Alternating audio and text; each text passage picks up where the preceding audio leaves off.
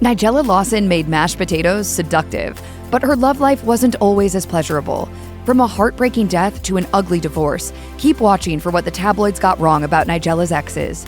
It was the late 80s, and Nigella Lawson had yet to earn her crown as TV's domestic goddess. Nevertheless, she was a busy bee. After studying medieval and modern languages at Oxford, Lawson went on to pen a restaurant column for The Spectator, and from that point, she became deputy literary editor at the Sunday Times at 26 years old. It was there that she met her future husband, writer John Diamond. As Nigella recalled to The Guardian, he had this sense of ease in himself, and that made the air around him comfortable. I think it was his confidence that I found so attractive. What started off as a work fling matured into a lifetime commitment, and the two said I do 3 years after they met. Cooking had always been part of Nigella's life. During her university days, she would make dinner for her friends, and once she launched her publishing career, she created meals for her colleagues. But her hubby John saw the potential for a full-fledged cookbook in his wife's love of food and writing. This is what cooking is all about. After some initial hesitation, Lawson ultimately wrote 1998's How to Eat, 544 pages of candidly written cooking tips and recipe ideas. The book was a hit and became the launchpad for Lawson transforming into the household name she is today.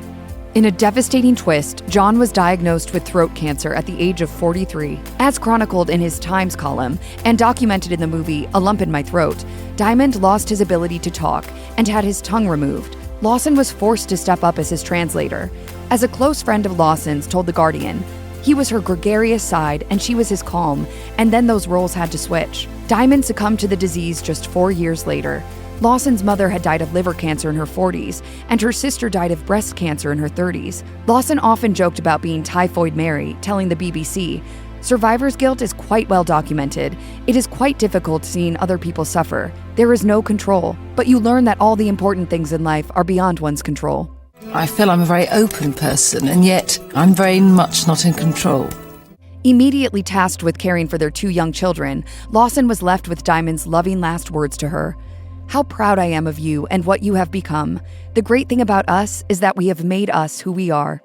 A little over 2 weeks after Diamond's passing, photos of Lawson and advertising mogul Charles Saatchi surfaced in the Mail on Sunday. Reportedly, with Saatchi having been a close friend of Lawson's, Diamond had an inkling about Saatchi's crush on his wife and didn't mind them getting together.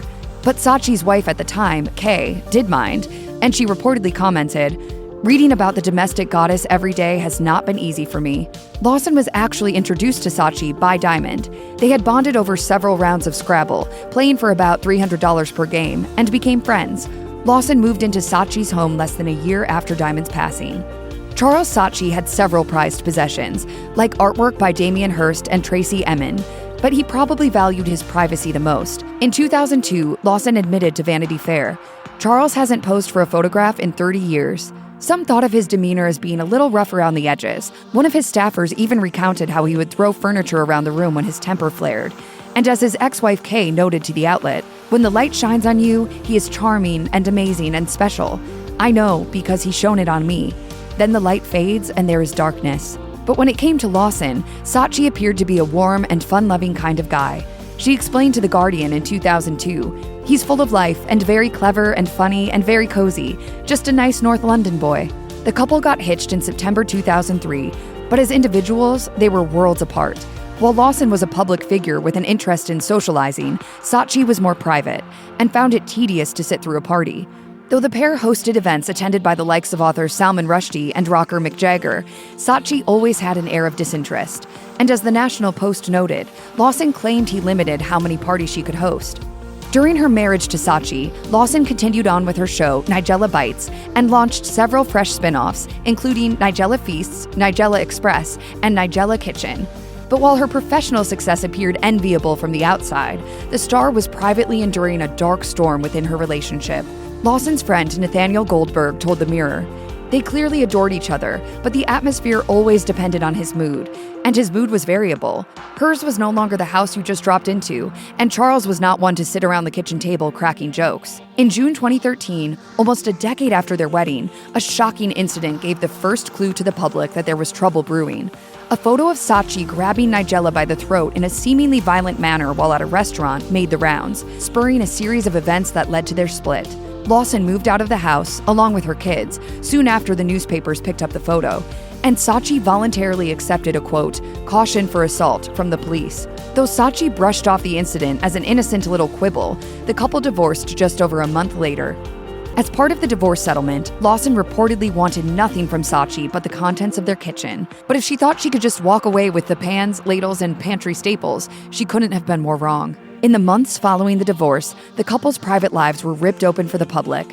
After Saatchi's reputation took a hit with the apparent choking photo, Lawson said there were attempts to sabotage hers. According to the BBC, a PR blog accused her of taking drugs, and she said that the write-ups were dedicated to salvaging Mr. Saatchi's reputation and destroying mine. Meanwhile, the couple's personal assistants, Elisabetta and Francesca Grillo, were on trial for fraud. Saatchi insisted that Lawson give a statement and help clear his name.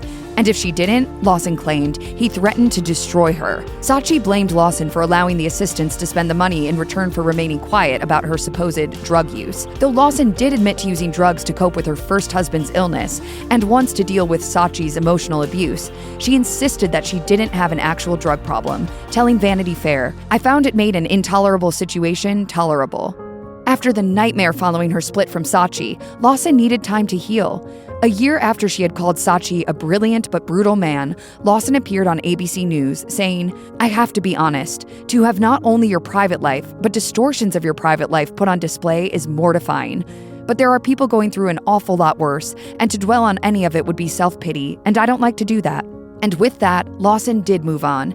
She put out a book featuring her best recipes for clean eating called Simply Nigella. She appeared on MasterChef Australia, and she launched a new show, Nigella at My Table, in the years that followed. My version of sticky toffee pudding sauce has a savage intensity. During the pandemic in 2020, she spent her days at home, enjoying an easy routine of writing in the mornings and drinking Campari and soda in the afternoons. As she shared with The Guardian, "I'm very happy not having to fill up my life going to things. I very much like having no public life. I'm very happy at last. I don't know if it was the calm of lockdown or getting older, but I've stopped looking back on the past an awful lot. And after 60 years of being a ruminator, it's an amazing thing, I guess." 2018 marked the 20th anniversary of Lawson's first book, How to Eat. As she told The Cut, it was the book that made her realize, "I could express my thoughts about life through writing about food." And none of it would have happened if her late hubby John wasn't so confident about his wife's skills. She told the outlet, "My husband said to me, 'You're always so definite on your likes and dislikes and what you think about food, and most people don't have that confidence. And you should explain how you get to those views.'" In a restaurant, you have to think of other people. I cook for my children. I grew up eating my mother's hair, and I don't see why they can't grow up eating mine. Lawson was hesitant to write a cookbook because of what her literary peers would think of her. She had always seen herself as somewhat of a great aspiring novelist, but with her husband's support and her editor's insistence, she wrote her debut cookbook, which went on to sell 300,000 copies by 2001. To celebrate the 20 years since its first publishing, Lawson launched an audiobook version, remembering her late husband on Instagram. She wrote, "This time 20 years ago, I was at the launch party for my first book, How to Eat. Looking at this photo makes me happy, but also very sad. I wish I could be in John's arms now." If you or someone you know is dealing with domestic abuse, you can call the National Domestic Violence Hotline at 1-800-799-7233. You can also find more information, resources, and support at their website.